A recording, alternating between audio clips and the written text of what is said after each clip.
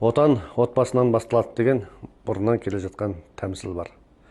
Дәл осы қанатты сөз біздің жаңа ата заңымыздың 20-шы бабының берік діңгегі сияқты. Ол жерде некенің беріктігі, отбасы құндылығы, ата-ананың қадір қасиеті, балаға деген қамқорлық бәрі тайға таңба басқандай айтылған. Тағы да бұрыннан келе жатқан сөз бар. Отанның іргесі мықты болу үшін отбасының керегесі бекем болмақ керек.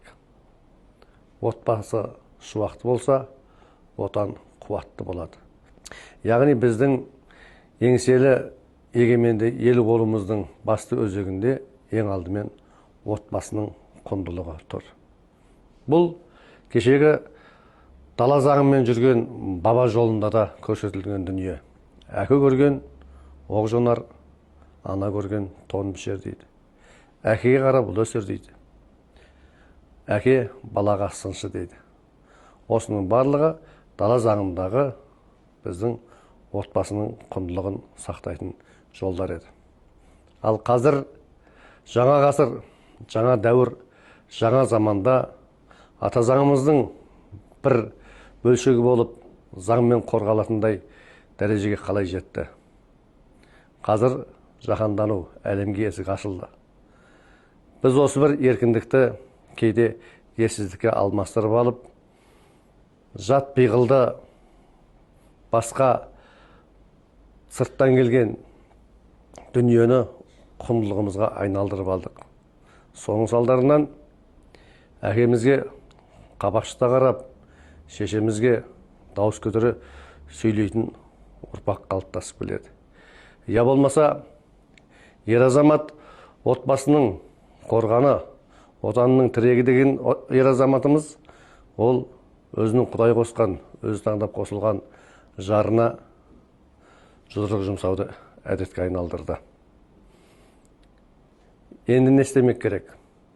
Егер отан отбасынан басталатын болса, отбасы тыныш, отанымыздың бер іргесі болып қалыптасу үшін шынымен де осындай келеңсіздіктердің алдын алу керек болып тұр. Сол үшін ата заңымызда арнайы бап қосылды. Шынымен отбасындағы зорлық, зомбылық ол өсіп келе жатқан ұрпақтың, яғни сол шаңырақтағы ұл мен қыздың көңіліне көлеңке түсіреді. Ертең ол өзінің ойын еркін айта алатын тұлғаға айналудан гөрі бұғынып, тығылып, өзінің болмысынан айырылып қалады.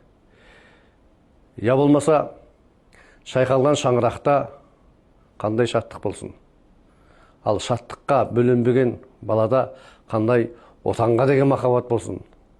Қандай тұлғалық болмыс қалыптассын. Мінекей, бір ғана баптың өзінде жалпы тәуелсіз Қазақстанымыздың, сүйікті отанымыздың іргесі берік, тұғыры биік болу жолындағы барлық дүние қарастырылған. Отанымыз аман болсын десек, ең әуелі отанымыз тыныш болғаны керек. Ал отан тыныш болу үшін отбасындағы әке өзінің берік тұғырында отыру керек. Ана өзінің берекесін ұстауы керек.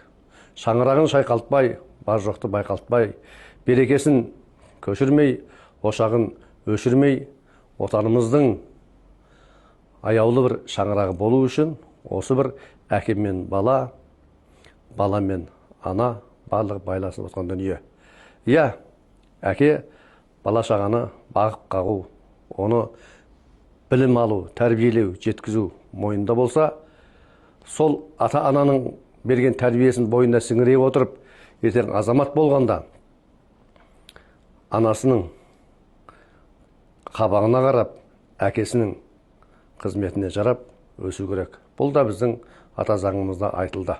Кәмелетке толған бала қартайған ата-анаға қарауға міндетті.